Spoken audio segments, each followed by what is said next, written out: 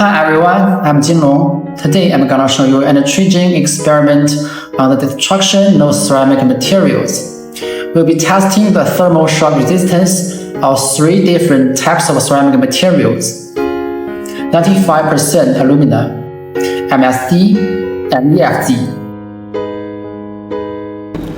In this experiment, we heat a sample of each material to over 1000 degrees Celsius. Then, rapidly cool them using water. Let's see how the material reacts to the sudden temperature drop.